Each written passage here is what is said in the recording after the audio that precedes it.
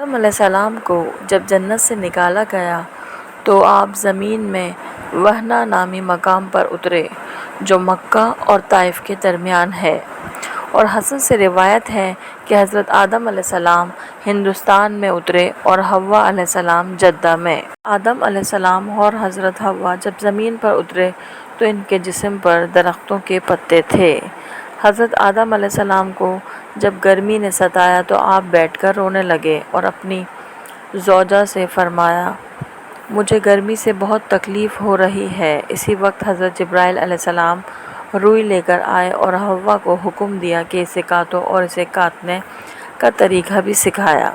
حضرت آدم علیہ السلام کو حکم دیا کہ تم اس سے دھاگے بناؤ اور پھر انہیں کپڑے بنانے کا طریقہ سکھایا۔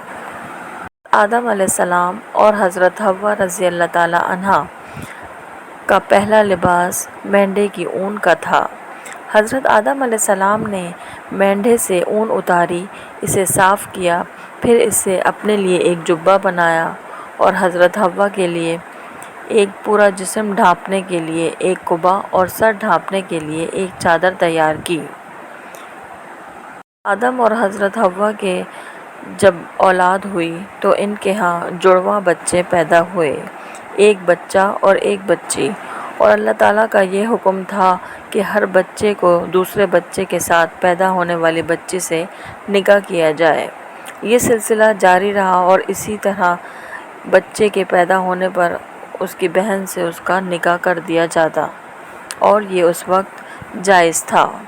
حضرت عبداللہ ابن عباس، حضرت ابن مسعود اور دیگر صحابہ رضی اللہ تعالیٰ عنہ سے روایت ہے کہ فرماتے ہیں کہ حضرت آدم علیہ السلام ہر جوڑے کے بچے سے دوسرے جوڑے کی بچی سے شادی کرتے۔ حابیل نے ارادہ کیا کہ وہ قابیل کی بہن سے شادی کرے جو عمر میں حابیل سے بڑا تھا۔ قابیل کی جڑواں بہن بہت خوبصورت تھی۔ قابیل اس قانون کو توڑ کر خود اپنی جڑواں بہن سے شادی کا خواہشمند تھا۔ حضرت آدم علیہ السلام نے اسے حکم دیا کہ اپنی بہن کی شادی حابیل سے کر دے، لیکن اس نے انکار کر دیا۔ آپ نے دونوں کو قربانی کا حکم دیا۔ حضرت آدم علیہ السلام مکہ مکرمہ میں حج کرنے گئے تو آسمانوں کو کہا کہ اس کے بیٹوں کی حفاظت کریں، لیکن انہوں نے انکار کر دیا۔ آپ نے زمینوں اور پہاڑوں کو کہا کہ اس کے بیٹوں کی حفاظت کریں، لیکن انہوں نے بھی انکار کر دیا۔ قابیل نے اس ذمہ داری کو قبول کر لیا۔ حضرت آدم علیہ السلام حج کو چلے گئے تو دونوں نے قربانی کی۔ حابیل نے ایک موٹا جوان بکرا ذبح کیا کیونکہ وہ بکریاں چرایا کرتا تھا، اور قابیل نے ردی اجناس کا ایک ڈھیر قربانی کے طور پر پیش کیا۔ آگ نازل ہوئی، اس نے حابیل کی قربانی کو کھا لیا، لیکن قابیل کی قربانی ویسی کی ویسی رہ گئی۔ قابیل ناراض ہو گیا اور غصے سے کہنے لگا، میں تجھے قتل کر دوں گا تاکہ تو میری بہن سے شادی نہ کر سکے۔ حابیل بولا، اس میں غصے کی کون سی بات ہے؟ تو صرف متقیوں کی قبول ہوتی ہے۔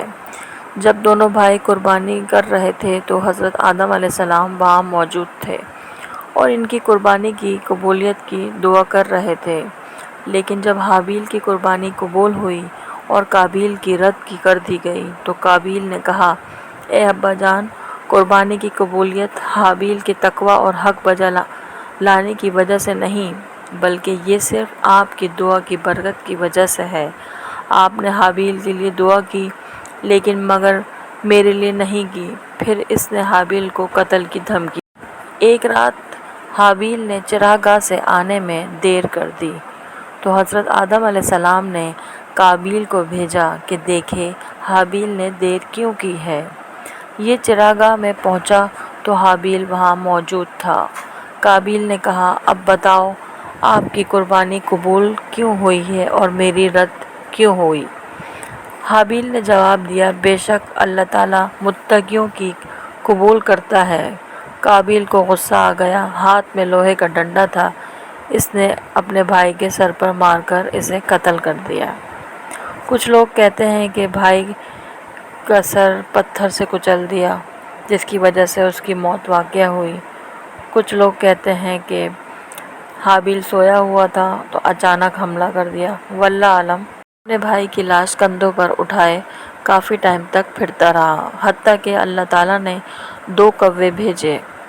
صدیق کہتے ہیں کہ اس کی اسناد صحابہ تک پہنچی ہے۔ وہ دونوں کوے سگے بھائی تھے، دونوں قابیل کے سامنے لڑے، ایک نے دوسرے کو قتل کر دیا۔ جب ایک مر گیا تو دوسرے کوے نے اپنی چونچ سے زمین میں گڑھا کھودا اور مردہ کوے کو اس گڑھے میں دفن کر کے مٹی ڈال دی اور جگہ برابر کر دی۔ قابیل دیکھ کر کہنے لگا، ہائے افسوس، میں تو اس کوے سے بھی عاجز نکلا۔ اسی طرح پھر اس نے اپنے بھائی کی لاش کو دفن کیا۔